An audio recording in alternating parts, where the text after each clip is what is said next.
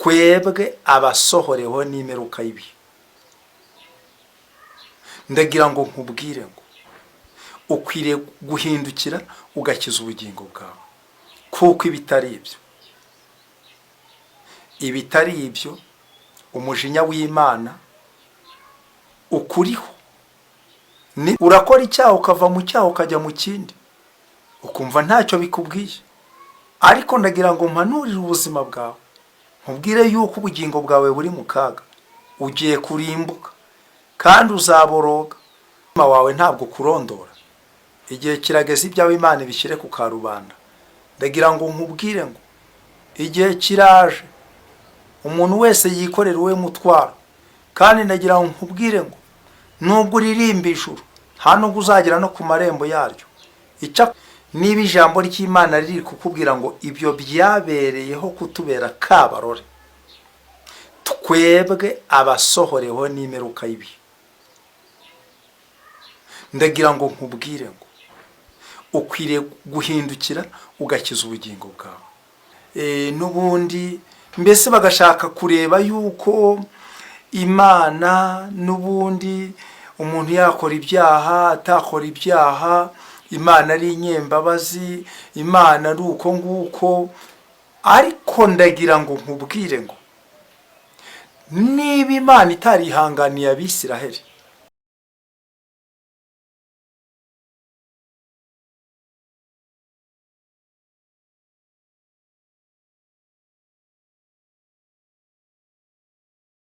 Mana, tugarutse imbere y'ubwiza bwawe, turagushimye kubw'uyu mwanya wongeye kuduha wo kuganiriza abantu bawe amagambo yawe. Uwiteka uhabwa icyubahiro. Ni ukuri uri uwo gushimwa, uri uwo kubahwa, urakomeye, ukomeranye imbaraga zawe. Abakomeye n'aboroheje bose bakwiriye guca bugufi munsi yawe, kuko ari wowe ukwiriye icyubahiro. Nyemerera rero ngiye umugaragu wawe, ngiye kuvuga ibyawe, unyeze Mwami, mvuga ibyawe nejejwe nawe. Amaraso y'umwana wawe nkureho urubanza, kugira ngo mvuge ibyawe nyiranuka mu maso yawe, kandi nduwera nkuko nawe uruwera. Ngaho rero Mwami, icyo nemeye ni ukukubera igikoresho, nawe nkoreshe iby'umumaro. Ndi imbere yawe, nanjye nemerera ubushake bwawe. Ngaho byose ubikorere kwiyubahisha mu izina rya Yesu, amen. Imana ishimwe ko iduhaye umwanya wo kugera ku makuru y'Ijuru TV. Ntabwo biba byoroshye, ariko iyi Imana iduhaye igihe dukwiriye kugikoresha neza, kuko burya igihe kirahenze. Kandi ni ukuri Umunyarwanda we yaravuze ngo igihe cyahise ntikigaruka. Ubwo tugize amahirwe yo kubona uyu mwanya, reka tuwukoreshe neza.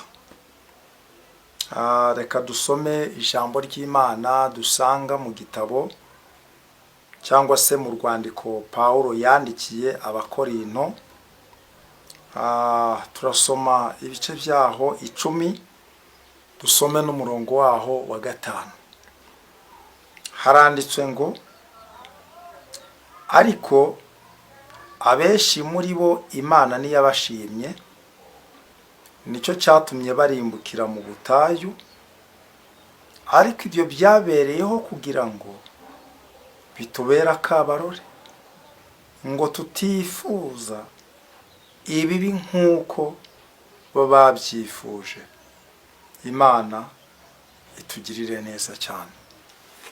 Dusomye ijambo ritubwiye ngo ariko abenshi muri bo Imana niyabashimye. Ese ni bande?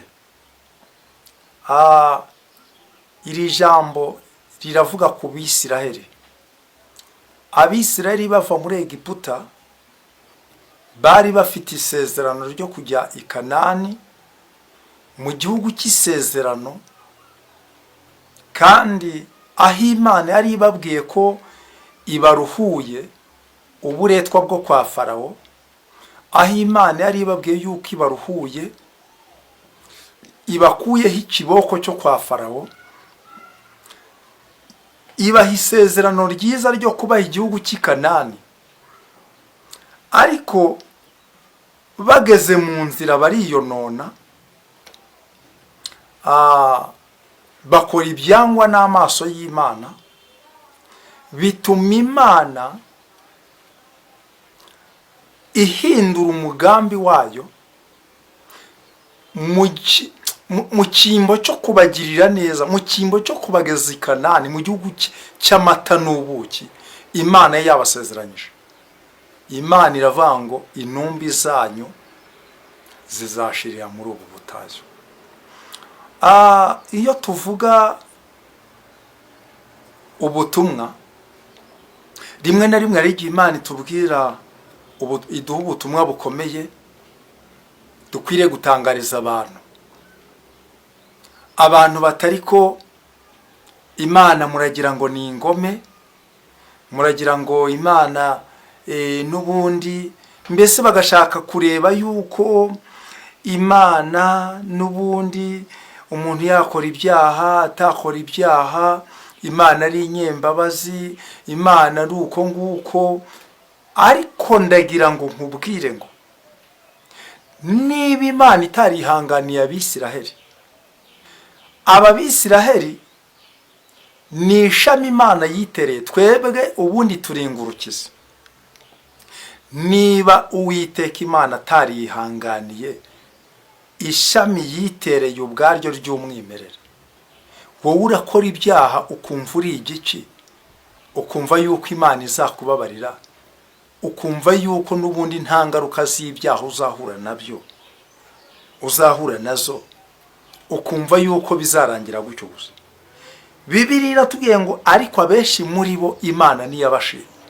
Aba Bisiraheli bavuye mu gihugu cya Egiputa bafite isezerano ryiza, bavuganye n'Imana, ariko abenshi muri bo Imana niyabashimye. Bibiliya iratubwiye ngo nicyo cyatumye barimbukira mu butayu. Bijya bimbabaza bikantera agahinda iyo ndebye abanyamadini bariho muri iki gihe cya none uko bangana.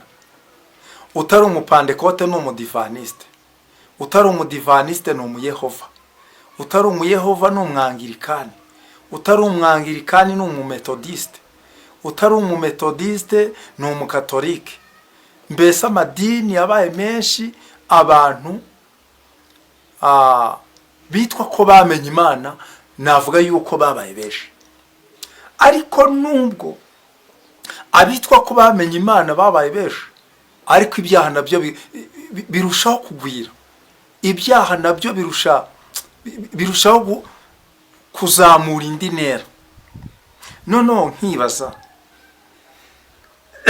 nkibaza ese niba abavuga ko bamenye Imana tubaye benshi, ariko ubujura bukarushaho kuba bwinshi, ubwicanyi bukarushaho kuba bwinshi, ugasanga abarozi bari hirya no hino ku misozi yose, mu makaritsiye yose, mu miji yose, kandi wajya ko ukabona niba ari ku cyumweru ukabona abantu barashorerana ngo bari kujya mu nsengero.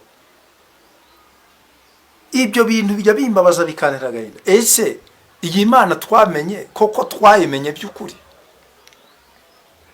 Ariko Bibiliya iratubwiye ngo ariko abenshi muri bo ntiyabashimye. Abenshi muri bo ntiyabashimye. Abantu bibwira yuko bamenye Imana ni benshi, ariko abashimwa n'Imana ni bangahe? Dufite abapasiteri benshi rwose bashumbye inama za Kristo, bashumbye inama z'Imana, ariko ni bangahe mu bapasiteri Imana iri kwishimira? Ni bangahe mu badiyakoni Imana iri gushima ikavuga ngo uyu mudiyakoni ndamwishimiye? Ni bangahe mu baririmbyi Imana iri gushima? Ngo ariko abenshi muri bo Imana niyabashimye, ngo nicyo cyatumye barimbukira mu butayu. Eregana n'uyu munsi abantu benshi bibwira yuko n'ubundi bari guhunga kurimbuka kuje, ariko nabonye kurimbuka guhitanye benshi kandi bitirirwa yuko bamenye izina ry'Imana. Njya nibaza iby'iyi minsi bikanacanga. Umenya abantu bavuga Imana ariko bakaba batizera kwibaho, kuko njya ndeba nkavuga ngo mbese koko kwizera Imana, abantu bizera Imana kuri mu mitima yabo. Hari ijambo Yesu yavuze muri Luka igice cya 18, Luka igice cyaho ni cya 18, avuga ijambo hano kuri uyu murongo wo 8 ngo ndababwira yuko izazirengera vuba, ariko umwana w'umuntu naza azasanga kwizera kukiri mu isi. Ese kwizera kuracyari mu mitima y'abantu? Nubwo uri muri korari uracyafite kwizera? Nubwo uyoboye ubwoko bw'Imana uracyafite kwizera? Nubwo witwa ngo uri umuhanuzi uracyafite kwizera? Abantu batakaje kwizera. Urabona abantu bitwa yuko ari abagenzi bajya mu ijuru, ariko ibyo barimo abenshi ntibanabizi.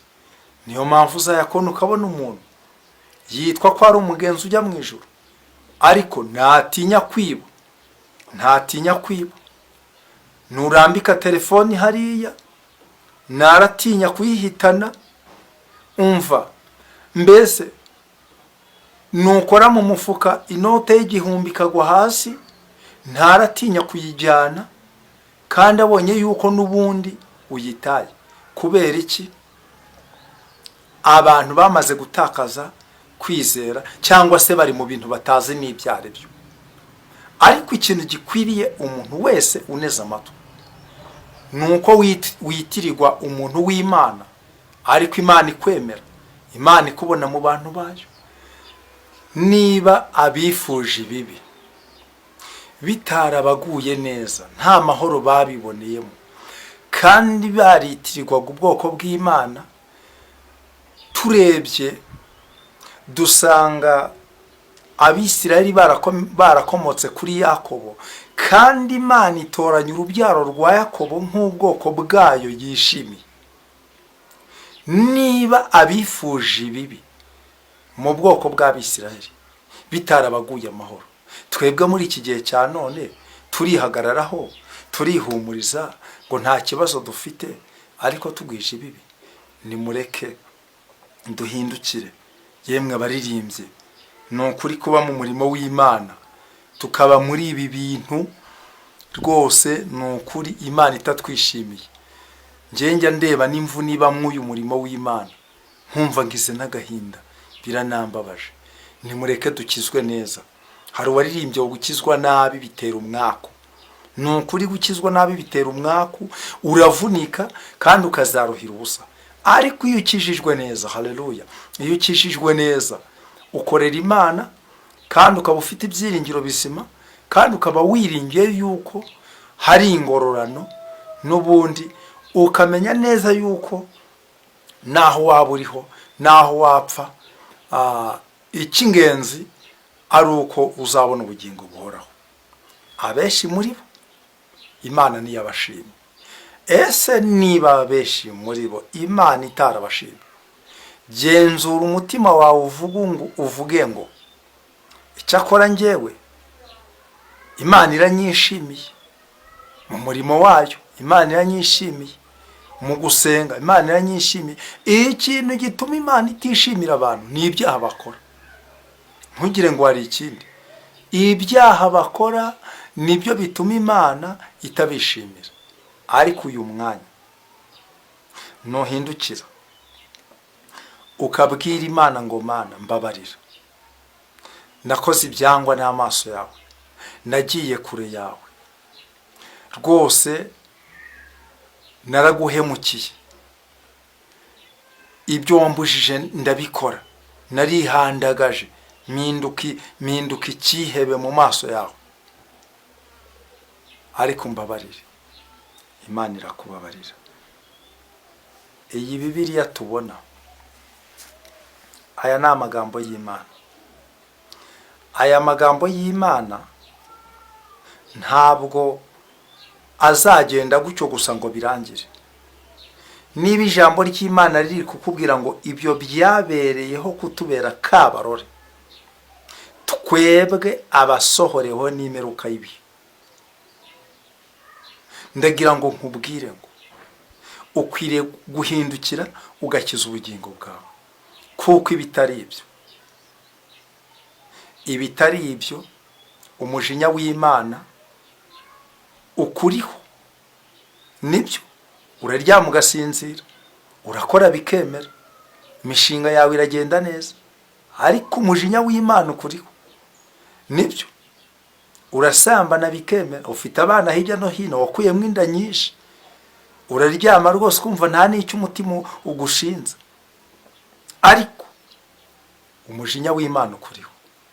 Nubwo muri iyi minsi abantu baheze mu bintu by'intambara zo hirya no hino, izo muri Kongo no mu bindi bihugu, izo kwa Putin n'ahandi, n'izo muri Isiraheli, nimuhazi intambara, ariko ndagira ngo nkubwire ngo umujinya w'Imana ukuriho.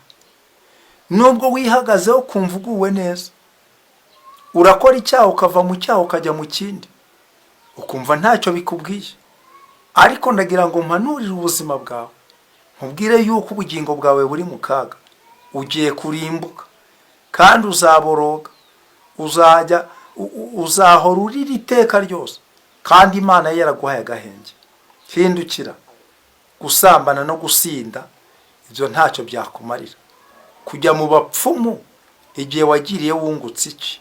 Hindukira, imiti baguhaye ngo izaguhesha amahoro. Hari amahoro wigeze ubona? Hindukira, va muri ibyo ngibyo. Reka kwiyoberanya mu cyumba cy'amasengesho ngo none se ngo konjyayo ngo ko batandondora. Niba batakurondora se umutima wawe ntabwo kurondora. Igihe kirageze ibyawe Imana bishyire ku karubanda. Ndagira ngo nkubwire ngo igihe kiraje, umuntu wese yikorera uwe mutwaro, kandi ndagira ngo nkubwire ngo nubwo uririmba ijuru nta nubwo uzagera no ku marembo yaryo. Icyo akora, icyajya kukubera cyiza, nuko wakwihana uyu munsi. Nubwo hanurira abandi, ukabahanurira imigisha, ukabahanurira ibyiza, ariko kubera yuko uri inkozi y'ibibi, uri umunyabyaha udatinya icyaha, ndagira ngo nkubwire ngo yewe uzanabihanura bisohore ku bandi, ariko wowe nta cyiza uzigera wibonera. Hindukira, va muri ibyo byaha. Imana ikubona ite? Iyi Imana ikontoroye umutima wawe, Imana ikubona ite? Hindukira, kiza ubugingo bwawe. Tugiye gusenga Imana, ariko ijambo nyamukuru ryatubwiye ngo abeshi muri bo Imana niyo yabashimye, ngo nicyo cyatumye barimbukira mu butayu. Mbabajwe n'abaririmbyi bagiye kurimbuka kandi barahoraga baririmba ijuru. Mbabajwe n'abapasitoro bagiye kurimbuka kandi barahoraga bayoboye umukumbi bawubwira ngo bari kuwujyana mu ijuru. Biteye agahinda kumva yuko uyoboye abantu bajyana ahantu nawe ubwawe utahazi. Birababaje, biteye agahinda. Mbabajwe n'abashumba benshi bagiye kurimbuka kandi baritwaga ngo baragiye umukumbi w'Imana. Mbabajwe n'abadiyakoni bahora bazenguruka mu rusengero bari guturisha, yewe bagatanga igaburo ryera, ariko yewe ibyiza Yesu yateguye bakaba batazabibonaho. Ubwo tugiye gusangira manu ku meza y'umwami, ntibazakandagira kuri ayo meza, ntibazanahagera uretse no kuhakandagira, kubera ibyo bakora bizahita bibabwira ngo hoya ntago mwemererwa kugera hariya. Ibyo ngibyo byaba bimaze iki? Bibiliya iravuga ngo naho umuntu yatunga iby'isi byose ariko akabura ubugingo, ngo ntacyo byamumarira. Naje gutekereza ririya jambo, sanga ubugingo burahenze. Ngo mbese umuntu yatanga iki kugira ngo acungure ubugingo bwe? Uzi yuko ubugingo bw'umuntu umwe buruta ibintu byose tubona hano muri iyi si, indege n'amamodokari n'amafaranga n'amazu meza n'icyubahiro n'ibindi bintu byose abantu bakunze kandi bigenda bibahenebereza bibajyana mu kurimbuka. Ubugingo bw'umuntu umwe buhenze kuruta ibyo byose. Ni ukuri, ntabwo nkubeshya. Niba Bibiliya itubwira ngo umuntu yatanga iki kugira ngo acungure ubugingo bwe, niba Bibiliya itubwira ngo mbese umuntu byamumarira iki gutunga iby'isi byose ariko ntiyaka ubugingo bwe, ubwo urumva ubugingo budahenze kuruta iby'isi byose? Mwene data, nushaka hindukira. Abantu benshi bazi yuko kubaha Imana ari ugutunga amazu meza, ari ugutunga amasambu menshi, ari ukugira amafaranga menshi. Reka da, ushobora kubaha Imana ibyo ntubitunge, ariko ukazatunga ubugingo buhoraho. Icya mbere rero, haranira kuba umwana w'ubugingo buhoraho, kuko abenshi bagiye kurimbuka kubwo kutishimirwa n'Imana, kandi barahoraga mu nsengero, baritwaga abakozi b'Imana, baritwaga yuko bamenye Imana, bagiye kumera nk'aba Bisiraheli, iherezo ryabo rigiye kuba ribi. Ese mwene data, ntuhindukiye, ntufashe umwanzuro, ukimara kumva ubutumwa nuhindukira Imana irakubabarira. Reka ngusengera Imana, ariko ufate umwanzuro uwufashe. Mwami Imana, mu izina rya Yesu, ndagushimye kuko uri Imana igira neza. Mana Adonai, we wampaye ubu butumwa kugira ngo mbugeze ku bantu waremye. Ndagushimiye ko mbutambukije. Abemera kwihana bagaca bugufi, ubababarire, wirengagize ibyaha byabo. Turabizi ko uri umutunzi w'imbabazi.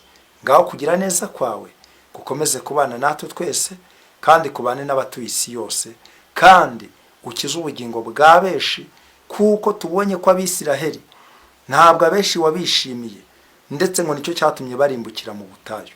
Na n'uyu munsi abantu baritirirwa izina ryawe ariko utabishimiye. Ariko uhereye none uduhe kwishimirwa nawe, kandi tugukorere tugutinya, kuko uri Imana iteye ubwoba. Ni mu izina rya Yesu tubisabye twizera kose. Amen.